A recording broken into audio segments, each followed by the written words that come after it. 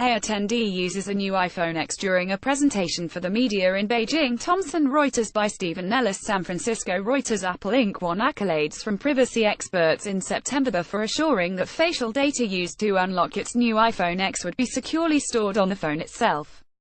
But Apple's privacy promises do not extend to the thousands of app developers who will gain access to facial data in order to build entertainment features for iPhone X customers, such as pinning a three-dimensional mask to their face for a selfie or letting a video game character mirror the player's real-world facial expressions. Apple allows developers to take certain facial data off the phone as long as they agree to seek customer permission and not sell the data to third parties, among other terms in a contract seen by Reuters. App makers who want to use the new camera on the iPhone X can capture a rough map of a user's face and of more than 50 kinds of facial expressions. This data, which can be removed from the phone and stored on a developer's own servers, can help monitor how often users blink, smile or even raise an eyebrow. That remote storage raises questions about how effectively Apple can enforce its privacy rules, according to privacy groups such as the American Civil Liberties Union and the Center for Democracy and Technology. Apple maintains that its enforcement tools, which include pre-publication reviews, audits of apps and the threat of kicking developers off its lucrative App Store, are effective. The data available to developers cannot unlock a phone. That process relies on a mathematical representation of the face rather than a visual map of it, according to documentation about the Face Unlock system that Apple released to security researchers. But the relative ease with which developers can whisk away face data to remote servers leaves Apple sending conflicting messages. Face data is highly private when used for authentication, but it is shareable with a user's permission when used to build app features. The privacy issues around the use of very sophisticated facial recognition technology for unlocking the phone have been overblown, said Jay Stanley, a senior policy analyst with the American Civil Liberties Union. The real privacy issues have to do with the access by third-party developers. The use of face recognition is becoming ubiquitous on everything from social networks to city streets with surveillance cameras.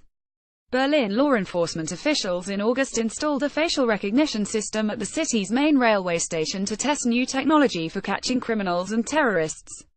But privacy concerns loom large.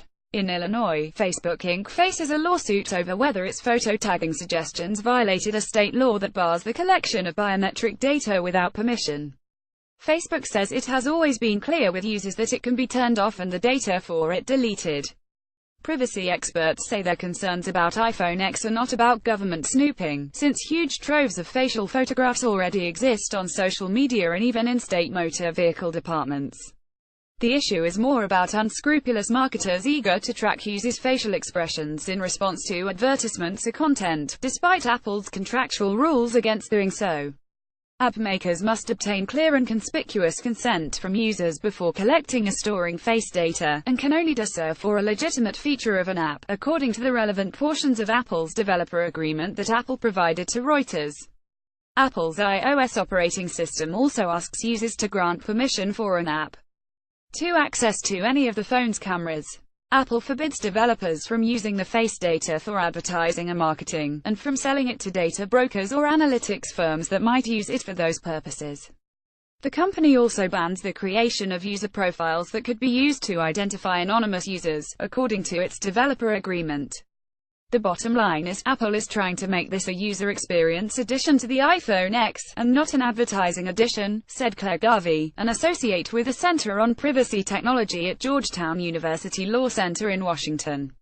Enforcement in question. Though they praised Apple's policies on face data, privacy experts worry about the potential inability to control what app developers do with face data once it leaves the iPhone X, and whether the tech company's disclosure policies adequately alert customers. The company has had high-profile mishaps enforcing its own rules in the past, such as the 2012 controversy around Path, a social networking app that was found to be saving users' contact lists to its servers, a violation of Apple's rules. One app developer told Reuters that Apple's non-negotiable developer agreement is long and complex and rarely read in detail, just as most consumers do not know the details of what they agree to when they allow access to personal data. Apple's main enforcement mechanism is the threat to kick apps out of the App Store, though the company in 2011 told the U.S. Congress that it had never punished an app in that way for sharing user information with third parties without permission. Apple's other line of defense against privacy abuse is the review that all apps undergo before they hit the App Store. But the company does not review the source code of all apps, instead relying on random spot checks or complaints, according to 2011 congressional testimony from Bud Tribble, one of the company's privacy czars. With the iPhone X, the primary danger is that advertisers will find it irresistible to gauge how consumers react to products or to build tracking profiles of them, even though Apple explicitly bans such activity. Apple does have a pretty good historical track record of holding developers accountable who violate their agreements, but they have to catch them first, and sometimes that's the hard part, the ACLU's Stanley said. It means household names probably won't exploit this, but there's still a lot of room for bottom feeders. Reporting by Stephen Nellis, editing by Jonathan Weber and Edward Tobin.